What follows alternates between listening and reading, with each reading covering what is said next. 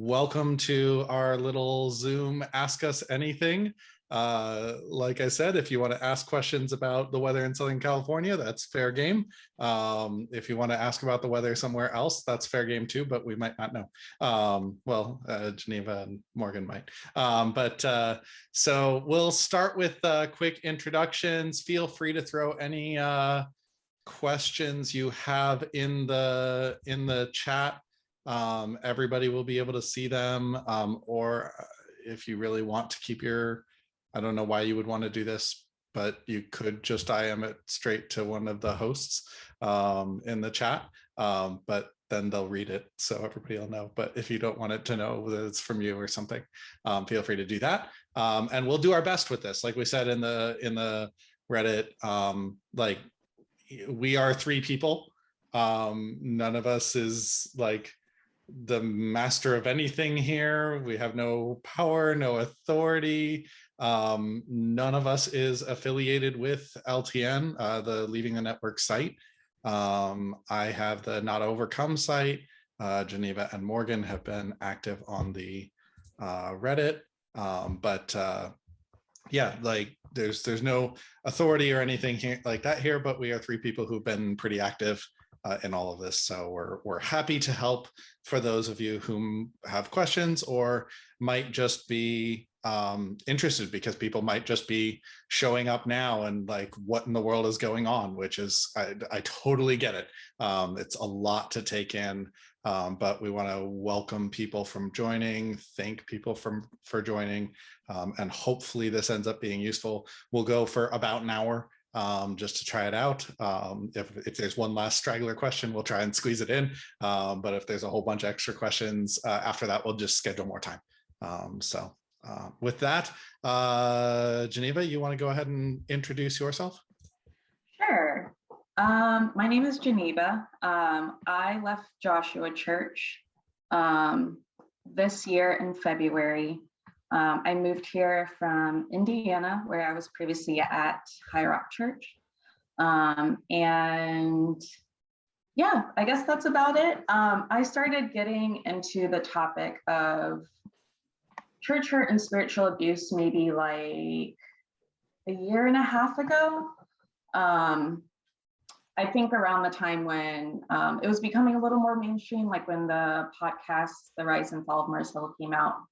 A little bit before that, I was just trying to understand what I was experiencing. I knew that there was a lot of pain and concerns there, but I didn't quite have a name or terminology to that. So yeah, that's kind of a brief history. I'm still in Austin. Yeah, that's about it. Yeah. Morgan? Hello, I'm Morgan, also known as Millie23M on Reddit. I was at Joshua Church for 3 years, but I left last March. Praise be to God. And, actually just moved back to Austin. I was gone. I had to move in with my mom for a couple months because she was diagnosed with cancer. But now I'm back in Austin, excited to live out the life I've always really wanted to live out here. Take it away, Jeff. Awesome. So cool. This is great. I just saw Lisa join. So I'm going to, let's see. I don't think I can let her share video, but I'm going to maybe ask to unmute to see if she wants to jump in. No. Hey guys, yeah, I'm unmuted. Oh, there we go. Yeah. Hey, want to go ahead and introduce yourself, Lisa? Sure. Greetings from Southern Illinois. My name is Lisa. Did you guys give like your background about your connection to the network, or? Yeah, like what church you went, how long you been out? Sure. Okay. So I initially attended Vine Church. When I worked at SIU Carbondale. I attended there for about 3 years, and then I moved to Bowling Green, Kentucky, and worked at Western Kentucky University pre-church plant. that's also very interesting. And then I took a job in St. Louis, Missouri, where I attended City Lights Church from 2009 to 2015. And many of you know the story with City Lights. And I also highlight that I was there during the Ferguson uprising that has really just been etched on my heart. And I also like to that I'm just an unapologetic daughter of the Black church. And so that's a part of my lens and has always been part of my lens as I attended the network churches. So that's me. All right.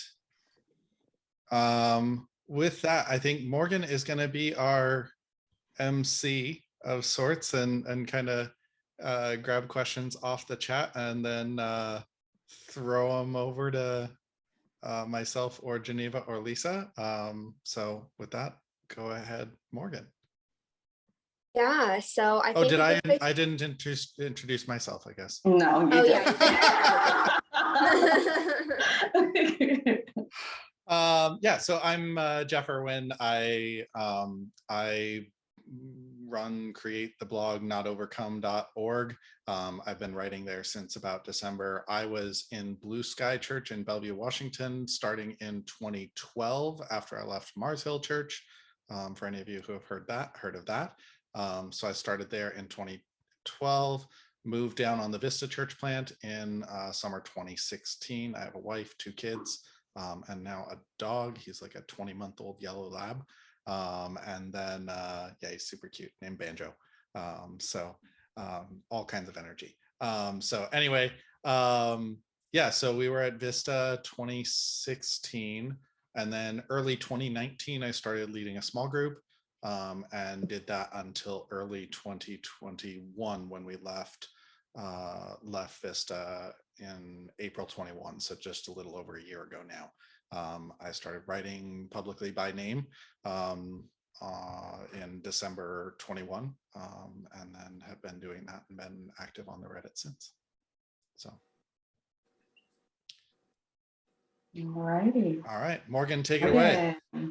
Yeah, well, I think a great place to start is when somebody asked about, the reveal about Steve Morgan's criminal history is obviously a huge deal. And they loved seeing the call to action after. But Jeff, I feel like you have a pretty good stable idea of what could possibly be the next step or next phase with the Leaving the Network movement of sorts. Yeah, sure. So one thing for those of you who are joining right now is I want to make it clear that the Leaving the Network quote unquote movement is just a bunch of people. There is a leavingthenetwork.org site that has some unknown number of contributors behind it, and you can read about that on their About page. They have not chosen to make their names known for a variety of reasons, and you'd have to talk to them about that. And I think it talks about that on their About page is why they did that. Then there is the Reddit, which was not created by the leavingthenetwork.org site. It was created by somebody else.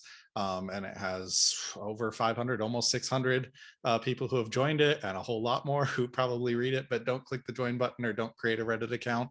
It's had, threads, probably most days going back almost a year now. But that has a few mods on it, but they're very light touch mods.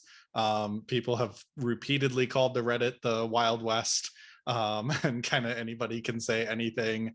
Many people there are anonymous. They write under a pseudonym or some name that doesn't reveal their name. So I see, for example, we've got Bright Squirrel on the call here. So lots of fun names like that. And then we've got my site, which has a name, and then there's one more, unorthoprax.net, I think is the name of it. that is also an anonymous blog that's posted a few things. So there's no centralized, there's no governance here for the LTN movement. So if you ask, and some people have, Morgan actually asked the other day on the Reddit, like, what do you all want? And I think a number of people answered, and a number of people wanted different things, and hoped to see different things. And some people said, don't hope for anything, like just tell your story and then let people do what they want. And other people were like, well, this is what I'd hope for. In terms of next step, speaking for me, I've always viewed it as my role is a truth teller. And my goal is to get as much truth out there as I can. And I've talked about various specific things that I've seen, my story, things that I've had, but then I've also started doing a series of kind of analysis on membership Bible training, and going through those teachings and making those public, and things like that. So my goal is transparency and truth. I believe Jesus when he talks about the importance of living in the light and not living in the darkness. And so I think many of these things should have been public for a long time. And, so I'm helping to do that. My goal is not to make anybody do anything. I have a strong aversion to any kind of control or anything. So my view is telling truth is good, to the extent that people feel comfortable and safe doing so, and have a passion to do so. So, and then listening to truth is also good. And so my hope is that lots of people are listening and lots of people are learning, and hearing the stories of those who say that they've been harmed, or who say that there are issues in this church network. And my hope is that those people are able to hear that these are coming from people who loved these churches at a time. And there was a time when I moved 1,000 miles for Vista Church, right? I was part of a church, like I was as in as anybody could be. And it was absolutely devastating, to kind of see it become, see my experience become something that I simply couldn't do anymore. So, so that to me is the next step. Is it's just keep telling the truth. On the network side, I think they should have some next steps, but I'm not part of them. So I can't say for them what they will do next. So I do think an investigation would be fully appropriate. So many other churches that have found themselves in a similar spot partner with an organization like Grace, and they do a full and open investigation. So I think that would be a wise thing to do, and would recommend it. And I've called for it repeatedly. And Jeff, if you could unmute Geneva possibly. And while you do that, I just want to remind everybody on this call too, we did put it in the Reddit post, but we all have our own opinions. The four of us aren't, like-minded. We're not one brain. We all have our own experiences, our own thoughts to everything. So just want to remind everyone and make that clear. The next question that we have was kind of already touched on. Somebody was asking some of the history. A lot of people have been starting to look at the Reddit and the website just, within the past couple of days. So what has it kind of looked like in the past year? Major revelations, current status of info. Geneva, what would you tell the new people that are here and experiencing this for the first time?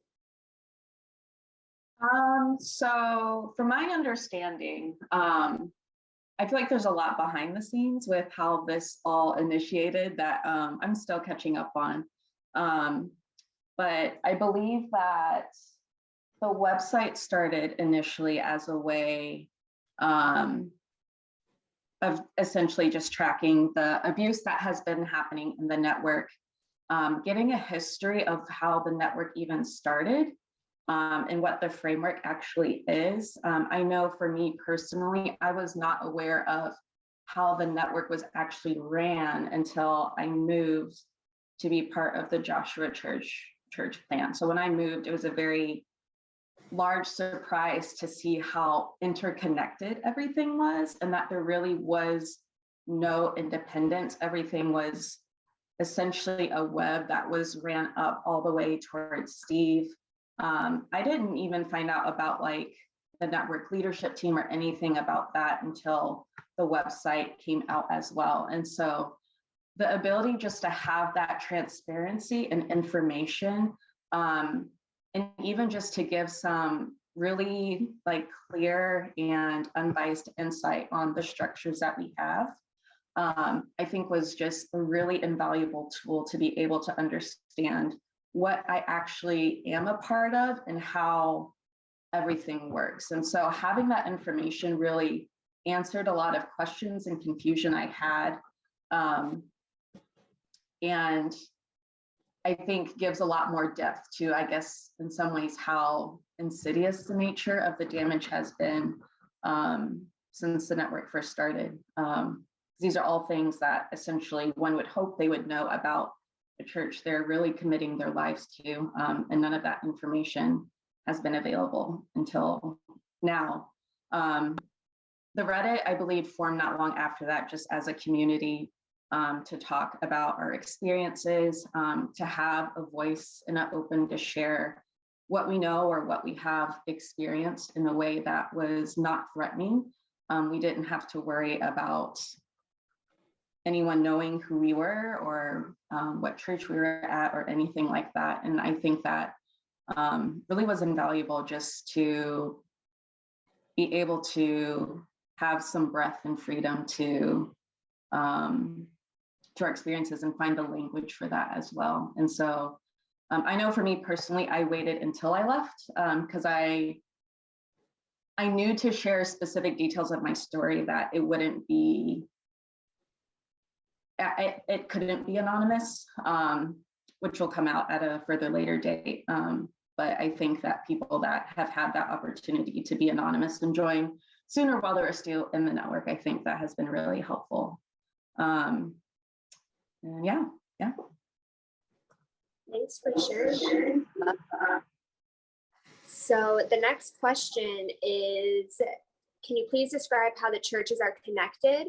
We were told they were independent, which I've actually been hearing that a lot lately this week. I didn't realize that that was the case, but you know, Geneva and Jeff can jump in, but I know it started at Vine, and there was the church plant to Blue Sky, and then it just kind of just spread from there, and all the churches started going on church plants. So, you know, the network leader, Steve Morgan, I tell people that he's basically like the CEO, right? Like he's the president of this whole thing, and then he's got his group of overseers, which I don't know everybody. I know Shandor, James Chedister, who is the network therapist, the network praise and worship leader, Chris Miller.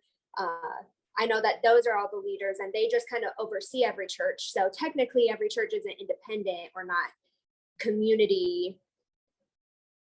They're not as independent and in that specific community as they try to portray it. I don't know, Geneva or Jeff, if you have any extra details to go in about that. I can give a real quick overview of the kind of governance structure of the of the network churches.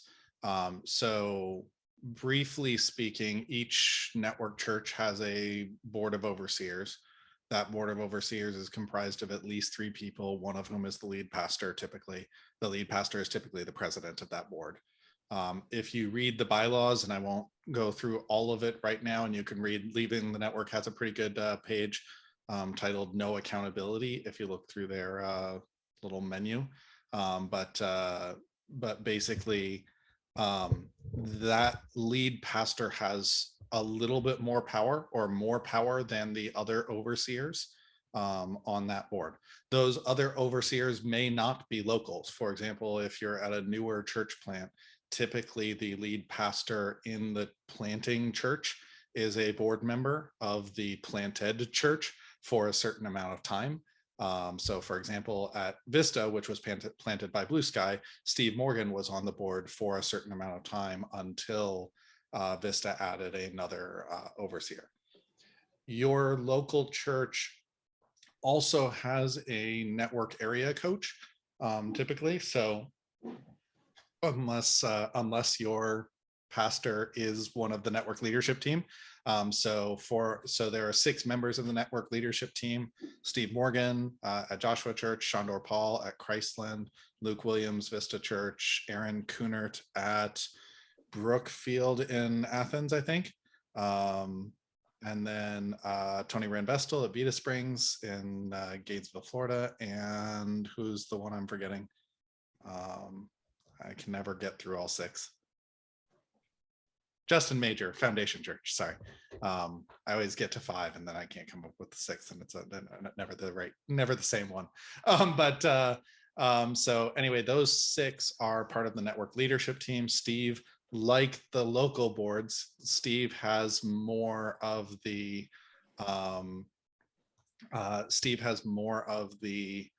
authority at the network leadership team level. So for example, new network leadership team members have to be nominated by Steve. So none of the other network leadership team people can nominate somebody. So if Steve doesn't want you, you can't even get a vote. So Steve nominates, and then the rest need to agree that the person should be added, but Steve has some extra authority there. And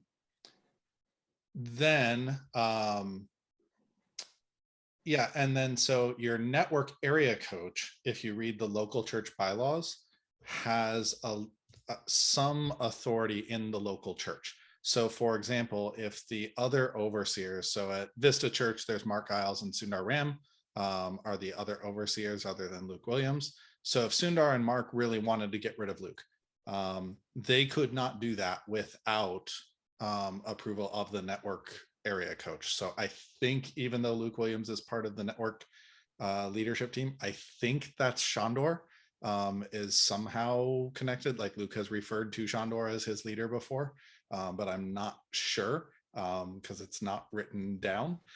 So some of this is really hard to figure out. Yeah, I think basically there's so the network area coach has additional authority. The network area coach has to approve new overseers. And then finally there is the network leadership team can, even without local overseers, at least my read of the bylaws is that the network leadership team can, even without the local overseers agreeing, can remove a lead pastor. So if the whole network, so for example, if Luke Williams said, I want to do something that the network leadership team doesn't like, the network leadership team could remove Luke, even if Mark and Sundar agreed. The only way out of all of that is leaving the network, which a local church can do, but the board of the local church has to agree unanimously. And if you start to think through briefly, like how would they even find out that they agree unanimously? Because any given overseer would have to go to another one and say, hey, I think we should leave the network. If the person they go to disagrees, that person can go to the lead pastor and the network area coach and say, hey, we got to get rid of that first overseer because he wants to leave the network, right? So it's really, really, really hard after City Lights, after they rewrote the bylaws after City Lights left the network in 2018 to make it much more difficult for a church to leave the network, and they were successful in doing that. It's actually really hard to imagine how that consensus would happen. The last connection is every church in the network by their bylaws has to give 5% of their tithes at least. It's unclear on whether or not it's offerings as well, but 10% of the tithes go to, or 5% of the tithes go to the network general fund. That network general fund pays for Steve Morgan, Chris Miller, and James Chittister, Steve is president of the network. James Chittister is on staff as a counselor for network pastors, and then Chris Miller runs worship for the whole network. It's unclear whether or not there are other expenses out of the network general fund. So did I miss anything? Perfect. I think that was a good start at the very least. Okay. It's highly connected, and you can see that the easiest way to see that is when you go through like the different websites, and you see how many of them look very similar. Some of them are using the same stock images for different things. You'll see the same language on all of them. There's been a lot of Reddit threads about like commonalities across the network churches, and different games like spike ball or 9 Square or things like that, or cornhole, Lunar New Year parties that just tend to be common across many of the churches. Typically not all. Typically each local church has some variance, and if you go through the websites, there are some that do have variance. So it's not perfect every single. It's not like McDonald's, right? Like every single one of them is the same, but there's a lot of commonalities across it that you'll see. I think something I want to add is that even if there weren't these specific bylaws listed in place that kind of connect everything, the culture of leadership and following leaders, the way that's talked about, kind of automatically creates an inference where no one would go outside of the highest authority that's listed. And so ultimately what happens is that how Steve visions God moving in the network gets the final say in everything that happens. And leaders are taught and encouraged to follow their leaders in a way that lacks diversity and often is mimicking what they say and what they do. And so when you think about unity in the Bible, what you're not finding is actual unity. You're just finding copies of the same thing, because there's no actual diversity of thought and opinion when one person has the final authority in almost all decisions. Right. There's unity, uniformity, and conformity, right? Yes. Unity is, hey, we all agree. Like we are unified. We want to go in the same direction, but we've all agreed in doing this. Uniformity is we all even look the same in doing that. Conformity is when that is required. When there is a pressure, a power being created to create that uniformity. I see a quick follow-up question. So Blue Sky even today answers to someone not at Blue Sky. That's absolutely right. Luke Williams is the network area coach for Blue Sky Church and the West, and believed to be for the West Coast churches. I know I've heard him talk about that. I think that includes Summit Creek, Valley Springs, and Hills churches in Eugene, Corvallis, and Pullman. But yeah, Luke Williams is the network overseer for network area coach for Blue Sky. I have heard him talk about him coaching Kirsch and pushing Kirsch to do this or that in private conversations that I've had with Luke. Awesome. Great answers, y'all. Hopefully that was helpful for some of you who are just now learning, because before the website, I had no idea how the network worked at all. Right. Same. So these two are I didn't know it was that deep. I did not know it was that deep at all. Yeah. So these two are a little bit more personal, not necessarily asking about specifically network attributes and characteristics, but I think are still important to touch on. So this specific person has been going to a network church since literally elementary school, kids program, got baptized, serving member classes, still has family and friends there. And the biggest question is if anybody else can relate with feeling absolutely firm in your decision to leave, but may have pressure from people you're still close with. I definitely was blessed. I was only there for 3 years. Obviously, there's a certain kind of pressure from certain people who still live, eat, breathe Steve Morgan. And it can be very difficult to leave. And I couldn't even imagine, especially family still being a part of it. And as much as I want to say, it's so easy, just go, it's not. And the realistic side of things is that it's really not easy. Those are hard conversations to have. You may feel isolated, but with possibly feeling isolated from the family and friends that you're so close with, the best thing that has been a part of this Reddit, and which is kind of an answer to somebody else's question, is you have a community of people who are behind you. You have a community of people, if you want to message me on Reddit or other people on Reddit and just get to know people and get to hear other people's stories or learn from them and, you know, realize that you're really not alone, even though it can be very isolating. You know, you can lose a lot of friends, people you've always been close with, just because of this. But, you know, I just encourage you to stay strong to yourself, stay true to yourself, continue to chase after the truth. And you know, the people who are meant to be there honestly will be there.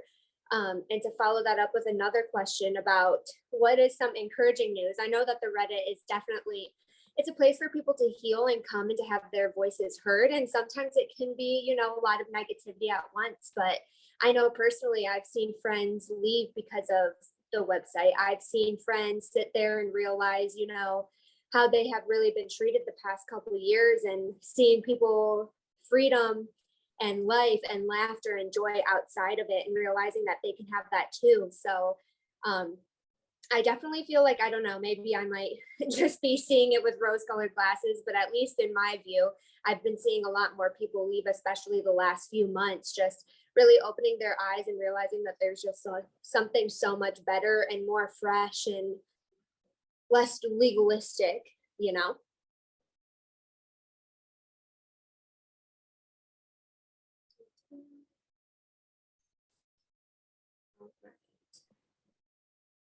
Also, just to do an update on time, we are at 7:35, so still send in some of your questions that you guys have. Yeah, sorry, the how is the network connected question, I ate a fair amount of time. There's one last note. Somebody sent me privately a, why does this matter if Steve Morgan isn't my pastor? And That's a good one. the answer is effectively because Steve Morgan has some degree of control over all network churches. You know, that degree of control varies. How many layers does it go through? Things like that. Does he have authority in day-to-day, you know, approving scripts of sermons? No, he does not. You know, or small group topics, you know, or you know, if a small group leader decides to use a different passage, like he of course does not have control at that level, but he has some degree of power over the entire network of churches. And then the other thing I would say would be, you know, many people would be probably just now hearing about LTN and you know, leaving the network and the Reddit and my site, etc. Just now because of you know, the alleged crime of Steve Morgan and what happened after that. I would encourage people to spend time reading the stories page on leavingthenetwork.org, because, you know, the last year has not been about, you know, the crime of Steve Morgan. It's been about what's called spiritual abuse, or just generally unhealthy systems in places in the church, and seeing people be mistreated by pastors, people being domineered, as 1 Peter 5:3 would call it, you know, or seeing you know, pastors lord their power over people, as you see Jesus talk about, you know, when a couple of his disciples are saying, oh, who's going to be the greatest? And Jesus is like, it's wrong question, right? You're a servant. That's what you're for. You don't lord your power over people like the Gentiles do. And so, you know, that's what much of the conversation has been about, has been this kind of our way or the highway. That's the, if you listen to the Shandor 2018 Unity in All Things teaching, that's the core of it, is saying you need to follow your leaders in everything. And some people have been really, really hurt by that. I know I'll just speak for myself in saying that's for sure true for me. So anyway, but yeah, that's why it matters, is because there's a lot of cultural things that have trickled through all the churches, and one by one, if you search for your church on the Reddit, you'll likely find stuff. That's not true about all of them yet, but one by one. It's so funny for me. Last fall, I remember seeing people be like, yeah, Vista Church, then nobody said anything about Vista Church. Vista Church must be super healthy, right? And I was just like, no, I'm just not done writing my story yet. And there were other people who eventually shared their story, and now Vista is, you know, there's been a lot of things said about it. So if you have a question about a church, feel free to ask on the Reddit. That's what it's there for. So unmuting Lisa. All right. Can somebody explain what these network pastor retreats and different leadership conferences that have been mentioned are? Who exactly goes to them? Yeah, I'm probably closest to that.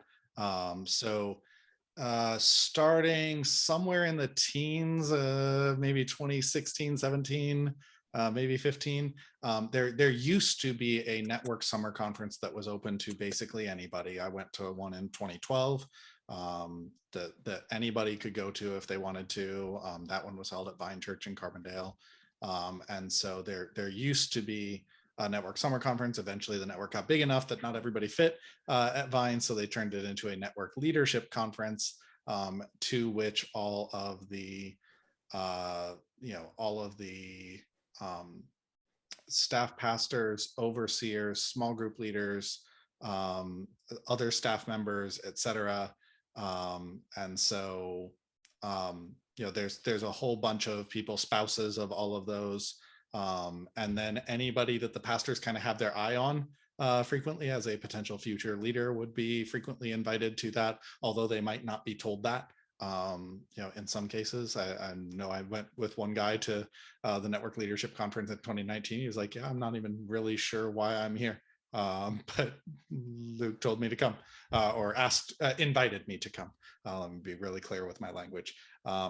So anyway, so there have been summer conferences that have happened, and it was always a chance for Steve and others to kind of address all the people in attendance. There are also, and these I know less about, and those summer leadership conferences again are one of those ties across all the network churches, right? So even if you haven't seen Steve, your network leaders have, right? Your church, your pastors have seen Steve, have sat under his teaching, etc. So anyway, the pastors retreats, they have regular pastors retreats. I know there's lead pastors retreats, and there's a bunch of different forms of that. It seemed like when I was at Vista, Luke was traveling every 1 to 3 months to meet up with some set of pastors in some sense. So it was always hard to figure out exactly which pastors he was meeting with. That was whether that was network leadership team or all the lead pastors or anything like that. But I know the pastors get together fairly frequently. So. I do have to say that was when I figured out I wasn't a part of the in-group, is because I wasn't invited to the 2019 leadership conference yet. Everybody who wasn't a leader happened to get invitations on their seat. I'm not bitter. That was an awkward time at Joshua Church. That was very awkward. It was very awkward. It was very awkward. Yeah. I will say that there are also, like, I don't know if this is common across the board. I'm sure it happens in pockets, but there are also like hidden groups, I guess. Like I know at the start of Joshua Church, there was like a men's, like, I don't know, group, essentially like eyeing out potential leaders. And it was one of those things where like you're supposed to keep it a secret, but no one actually keeps it a secret. And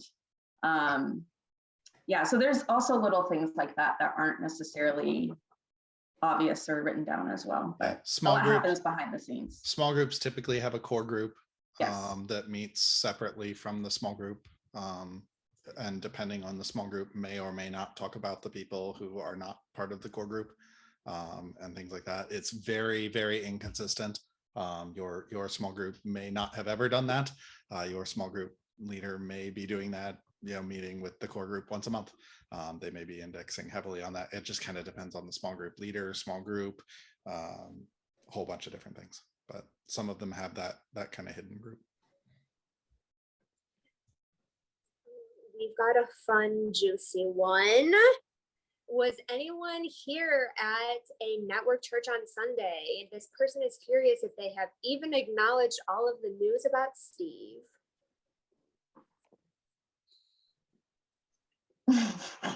I was not in attendance. The short version is none of us were. I was not in attendance, but I am aware of everything that happened. And I don't know if I have liberty to say that yet. But if I find out I do, I will post it on the Reddit.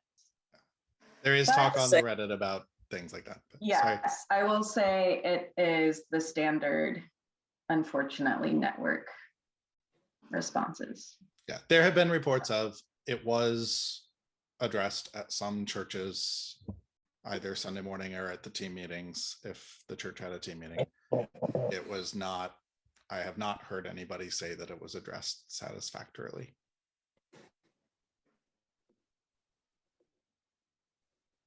Yeah. And yeah, Abigail is right. It definitely probably depends on the church too. So this person said, I enjoyed my life being about church. It felt good to be on the same mission and having a new family through the network. It was a morning time when I left. I'm sure at least most of us here can empathize with that a lot, especially since my group friends disappeared. Now it's hard to have a balance and feel at home in another church. How did others find a church they felt at home in? For me, so I've been really open about it. I don't count myself as Christian anymore. I still believe in God. Church makes me want to vomit. However, I did find a small group here in Austin, and honestly, it took a while though. It still is taking a while, even though I'm back, just trying to jump in. Because when I was in JC, it was like I was there, I went on vacation for a week, and then I jumped into, you know, the 2 services a week, or not services, but church, and then Team JC, and then small group, and then whatever activities were going on. And it's kind of scary to go back. I don't know if anybody else here, or if Lisa, if she's still on. It's definitely a hard transition. And here I just want to encourage you to give yourself grace with it and give yourself time if you need. It's a lot to mourn from, no matter how long, whether you left yesterday or 3 years ago. But if anybody else here has any feelings or. Yeah, I'll jump in. I think I may have admitted in my introduction that I am now back in Southern Illinois, and I did attend Vine Church for a couple years. COVID just sort of organically helped with that separation when they ended the teachings being available online and things like that. Just sort of, again, just organically ended that relationship. I think a number of us have mentioned that like it is a grief process. And so we're not going to go in the order, you know, the stage order of grief. We might jump a stage, come back to one. I think in this collective, we mentioned Easter was kind of hit us hard, like blindsided, little sucker punch there. Again, when you think you're healed from something. But as Morgan mentioned, when that is our family, we serve there. And again, when you're away from your biological family, and that's the thing you do, you serve, and then you may go to dinner and spend time with your church family. As for me, again, because of COVID, I started attending a church online, Progressive Baptist Church. It's in Chicago, Illinois. It's the South Side. It's a African American church, and I think that's the best place for me right now. That home and that safety of the African American church experience. It's bittersweet. It's the South Side of Chicago. I am at least 5.5 hours from physically that church, but there's definitely a welcoming that I felt there. There's a shorthand that I don't have to explain, and when I watch, you know, Reverend Dr. Charlie Dates on Sunday morning, it's like I'm there in that service. Again, mentioning, have I gone back to the Vine Church physically? I haven't. It's been a couple years. Surprisingly, for Carbondale to be such a small town, I haven't run into a number of folks from there. I'm not sure if that's God's sovereign protection or what that is. And two, working at the university because they have such a large presence on the college campus. Those folks that I have stayed connected to, again, as Morgan has mentioned to, those are the folks who I'm supposed to stay connected to. That is family, that is true friendship. And again, too, growing up in the church outside of the network. So I always thought it was odd when folks left the church and we lost contact with them. That just never settled with me. I'm like, why is that? So again, I think that's, again, just being a product of being churched outside of the network and not growing up in the network. That those folks who I love and have stayed close to me are the folks that I'm supposed to continue to love on and stay close to. So yeah, again, just to reiterate, to echo, it is a process, and allow yourself to feel what you feel. I don't know if we've really talked about that. Definitely see a good therapist. That has helped. Jesus and a therapist. I always say that. And to feel what you feel, and it's okay. Again, I was also part of the gospel choir, and when there are certain things, like I went to a Kirk Franklin concert, and you hear those are things that I used to do with my girls. And for them to still be in Carbondale, and I would still have to go to St. Louis to do that, but I didn't go with them to St. Louis to do that. So that was kind of an ouch moment. And I think Sunday mornings, if it's gonna hit me, it's gonna hit me on a Sunday. When I think about some of the more memorable and joy, life affirming things that we did while I was a part of the network. So. Yeah, I wanted to, that's well said. I wanted to just throw in a couple brief notes. I love the feel what you feel. It's hard leaving a church. It really is. It was really hard when I left last April. There was no leaving the network. There was no Reddit. There was no community. I didn't know. I thought I was the only one that had experienced harm from my leaders.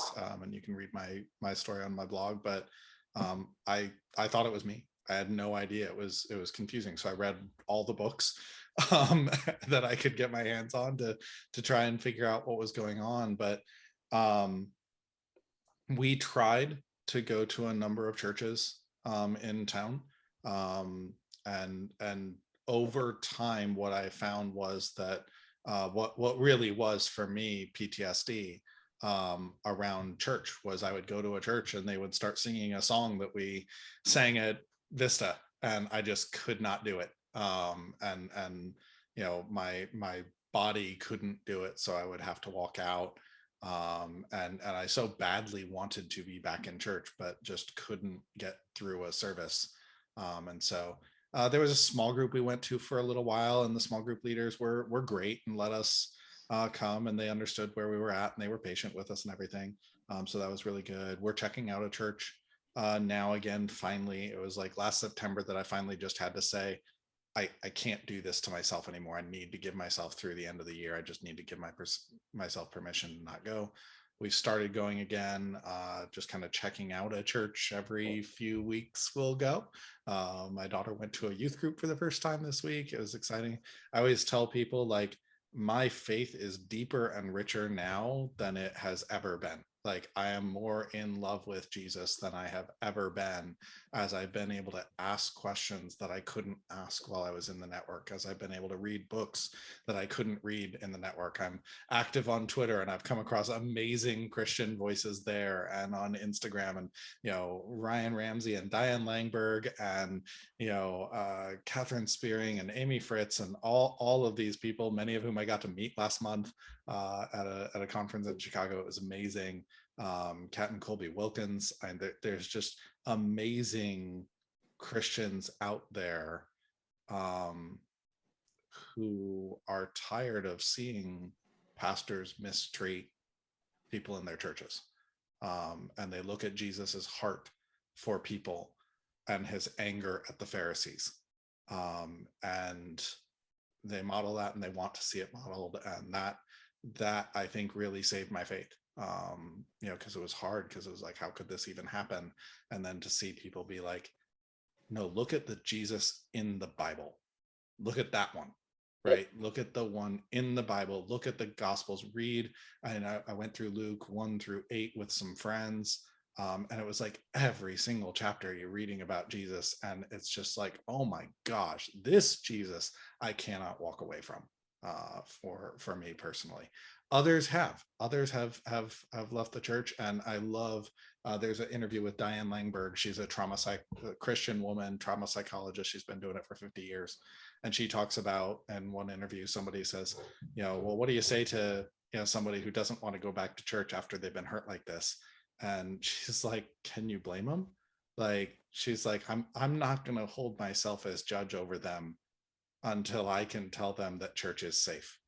Right. And she's like, there's people who have been through 2-3 churches like this already, and they're like, I'm not going back. And she's just like, my heart goes out to them. I'm not going to judge them. I'm not going to hold myself over them and say they're doing it wrong. Like, of course they wouldn't go back. Who goes back to something that hurts them badly 3 times, or whatever, or as deeply as one church can? So she's just so full of compassion, and you see that with Jesus as well, when he's talking about, I'm gentle and lowly, my burden is light, and things like that. And him just saying, come, I'll give you rest, right? And saying his burden is light, it's easy. So anyway, that's where I'm at. Very good. Love that. Somebody just asked me what conference Lisa Walsh. It was the Restore conference in Chicago. You can actually listen to some of the audio on the Royce Report. I'll just put it in the chat. Royce Report podcast. At this point, it does not happen every year. It happens when they decide to make it happen. So I will share some more information. We have one more question. We've got 6 minutes left, so it probably will take up that time. Somebody is asking if there is a timeline. Hang on, I don't want to mess this wording up. Could the timeline of when lead pastors found out about Steve's arrest be clarified? I mean, there's like a lot of different things and a lot of different people saying different things. So, anybody know when exactly? I know 2020, it sounded like it's when most of the pastors found out, but anybody know a timeline on that?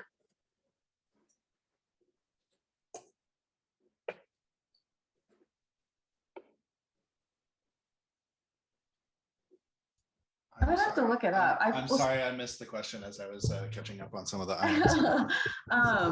Timeline for what?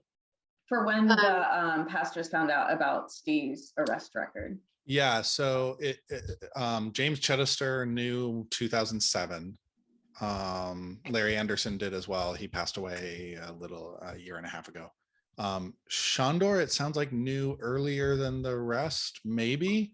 But Luke Williams and Shandor Paul at Vista and Chrisland definitely knew, or at least according to Andrew Lumpy, they knew. This is all according to Andrew Lumpy, so and LTN. So we're just relaying info here.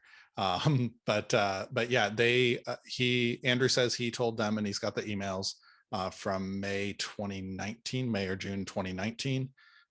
So at least they knew then. I think the network leadership team, those 6 guys that I rattled off earlier, knew, except for Steve he contacted the other 5, I believe, in 2019.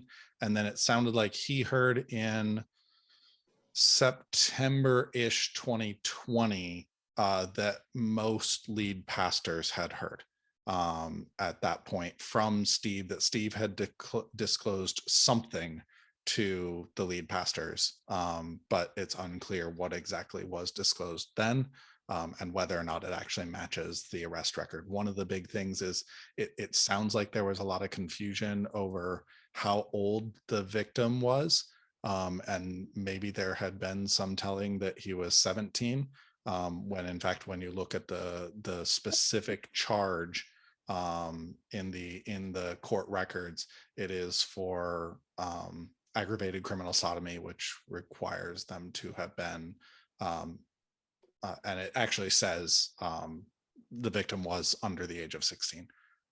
So awesome. Somebody go ahead. No, go for it. I was just going to answer more questions. Yeah, I was just going to say, so it sounds like most of the lead pastors knew somewhere in maybe September 2020, so almost 2 years But it's hard to say whether or not they knew everything at that point. And it's even hard to say whether or not they knew there was an arrest. So I'm not actually sure about that. They know now, or should, right? The information is public. The court records are public, and anybody can request them from Johnson County. So they should know now. One more is the network a legal entity? So I know each church, I believe, has to be a 501c3 under their Right. state. And I don't know, considering that the network is technically a no-name group of churches, like somebody answered, I'm not really sure how that works. Jeff, do you know?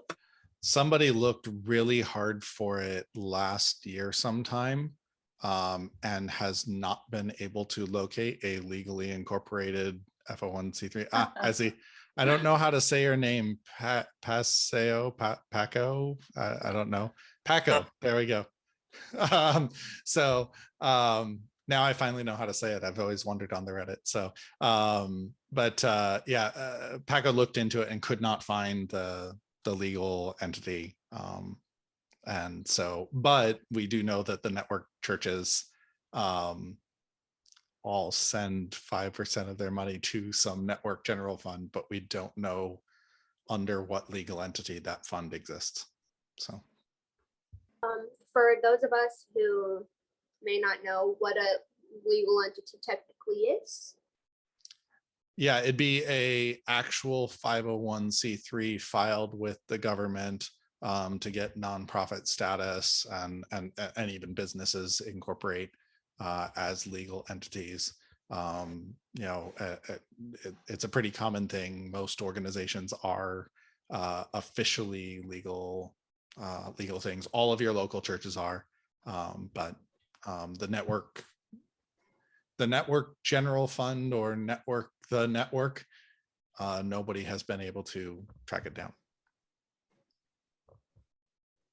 So also saying what Paco said is, does that mean if the network isn't even real? It's hard to say, right? That would be the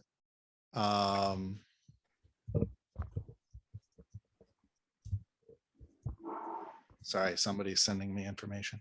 I need to find out whether or not I can say that. According to Steve Morgan, the network seems to not be a thing.